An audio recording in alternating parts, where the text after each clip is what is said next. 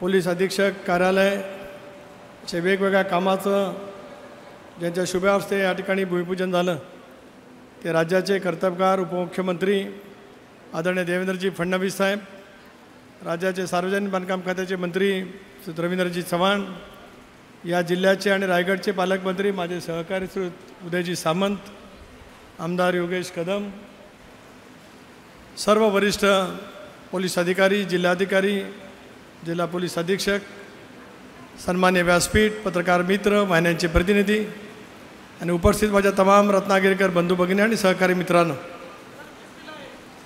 उदयजी आज तुमचं मी मनापासून अभिनंदन करतो। 25 वर्षापूर्वी या जिल्ह्याचा पालकमंत्री म्हणून मला काम करण्याची संधी त्या कालावधीमध्ये मिळाली।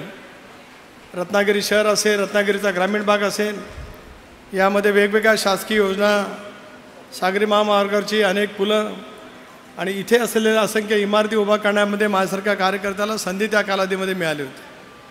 आज मला अंतःकरणापासून तो समाधान या गोष्टीचा आहे की महायुतीच्या सरकारच्या माध्यमातून ज्याचं नेतृत्व एकनाथजी शिंदे करतात, देवेंद्रजी करतात, आदरणीय अजितदादा करतात, या सरकारच्या माध्यमातून आज रत्नागिरीच्या शहरासाठी आणि विशेष करून रत्नागिरी जिल्ह्यासाठी शेकडो कोटी रुपयाचा निधी आपण या ठिकाणी आणला। देवेंद्रजी 720 किलोमीटर लांबीच्या या कोकणच्या किनारपट्टीला एक कोकण ही नरनत्राची खाण आहे, ज्याचा उल्लेख मगाशी अधीक्षकांनी या ठिकाणी केला।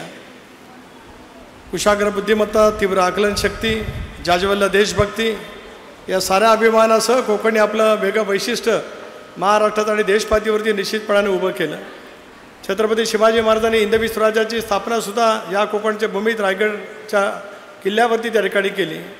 सामाजिक समतेचा हुंकार डॉक्टर बाबासाहेब आंबेडकरांनी ऐतिहासिक चवदार तळ्यावरती त्या ठिकाणी दिला। अशा अनेक नररत्नाची खाण असलेल्या कोकणच्या किनारपट्टीमध्ये आज सरकारच्या माध्यमातून वेगवेगळी विकासाची कामं त्या ठिकाणी होत आहेत। माझी एवढीच विनंती आहे, अनेसा या ठिकाणी रवींद्रजी चव्हाण या ठिकाणी आहात, सागरी महामार्ग हा कोकणच्या पर्यटनाच्या दृष्टिकोनातून, कोकणचं कॅलिफोर्निया करण्याच्या दृष्टिकोनातून जो एक महत्त्वाचा रस्ता आहे, या कामालासुद्धा आज महायुतीचं सरकार त्या ठिकाणी गती देत आहे।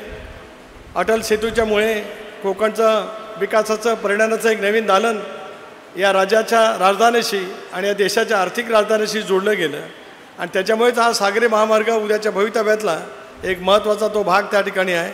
ग्रीनफील्ड एक्सप्रेस हायवे असेल, अनेक वर्ष रखडलेला मुंबई गोवा रस्ता असेल, रेल्वेचे अनेक काही प्रश्न असतील, पण मला विश्वास आहे की या संबंध प्रश्नाला अधिक गती देण्याचं काम महायुतीच्या सरकारच्या माध्यमातून या ठिकाणी होतं आहे। आज माझ्या लोकसभा मतदारसंघातील गुहागर, दापोली या विधानसभा क्षेत्रांतर्गत हा सगळा भाग येत असल्यामुळे मी मुख्यमंत्री, उपमुख्यमंत्री महोदयांचं अतिशय मनापासून स्वागत करतो आणि उद्याची विश्वास व्यक्त करतो की ज्या गतीने आपण काम करण्याचा प्रयत्न करतात त्या गतीचा वेग या सरकारच्या माध्यमातून अधिक त्या ठिकाणी वाढेल, अशा सार्थ विश्वासासह आपल्या सर्वांना शुभेच्छा। जय हिंद, जय महाराष्ट्र। एबीपी माझा, उघडा डोळे बघा नीट।